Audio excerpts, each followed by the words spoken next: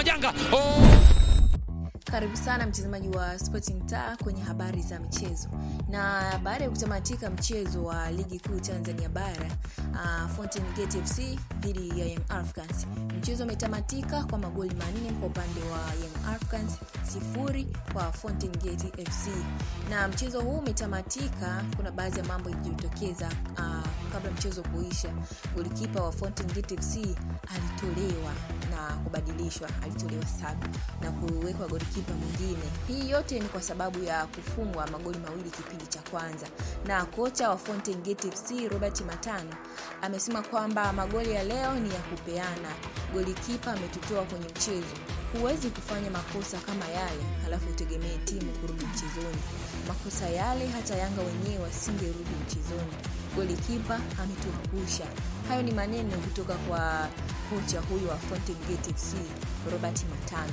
Lakini pia mjadala huu umezuka kwa watu mbalimbali, na kupitia ukurasa wa Instagram wa Jimidari Saidi ameweza kuandika John Nobo afukuzwa Fountain Gate FC. Kipa kutoka Nigeria, John Nobo ambaye ni kipa wa timu ya Fountain Gate FC na timu ya taifa ya Nigeria amefukuzwa kwenye klabu hiyo baada ya makosa ya wazi au ya kijinga kwenye mchezo wa leo jioni dhidi ya Young Africans. Na habari za uhakika zinasema Nobo ameshaondolewa kambini na hayuko na wenzie tena. Aliondoka kiwanjani baada ya kufanywa mabadiliko, huku wenzie wakitaka kumpiga kwa makosa hayo ya kijinga ya kuigharimu timu hiyo kufungwa magoli 4-0 na Young Africans. Lakini pia Jemedari ameendelea tena kuandika.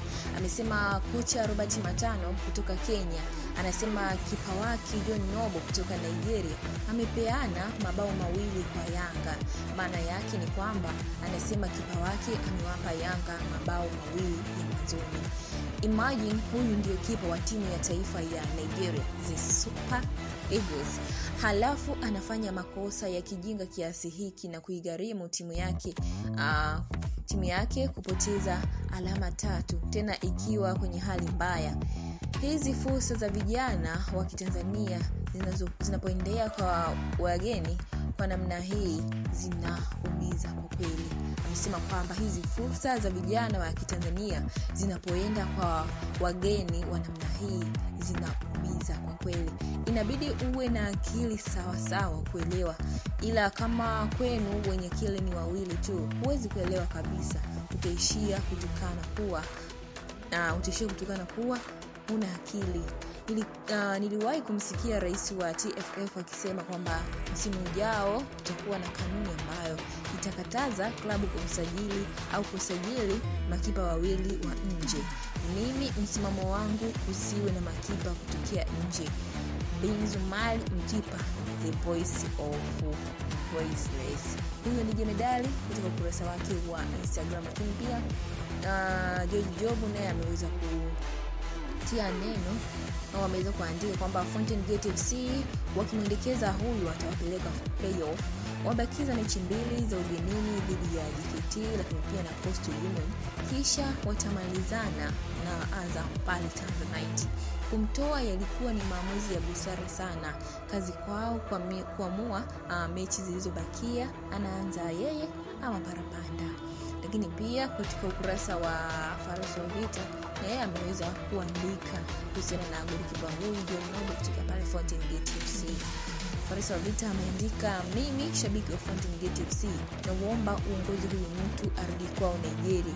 Inatosha sasa. Timu kutoka kuongoza ligi hadi kupambania kutoshuka daraja, hii sio kweli. Ameendelea tena kwa kuandika, this is Fountain Gate FC. Kipa John Nobo kaambiwa kalale anapopajua.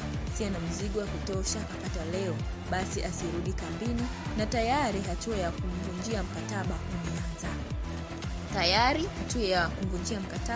umeanza. TAKUKURU tuanzieni hapa kama mbwai na iwe mbwai. Ligi inanuka rushwa.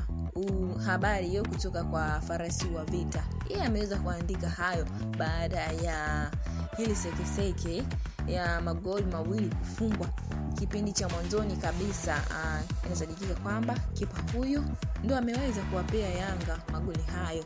Naendelea tu kufuatilia Sport Mtaa kwa habari zaidi za michezo, kwa sababu unakuwa karibu kupata habari hizi za michezo. Usisahau kusubscribe, kulike, kucomment na kushare. Asante na kwaheri.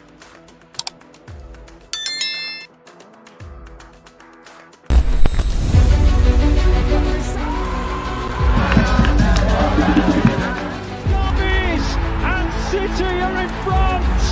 Kevin De Bruyne. Kirunda mwaga cross Majanga. Oh!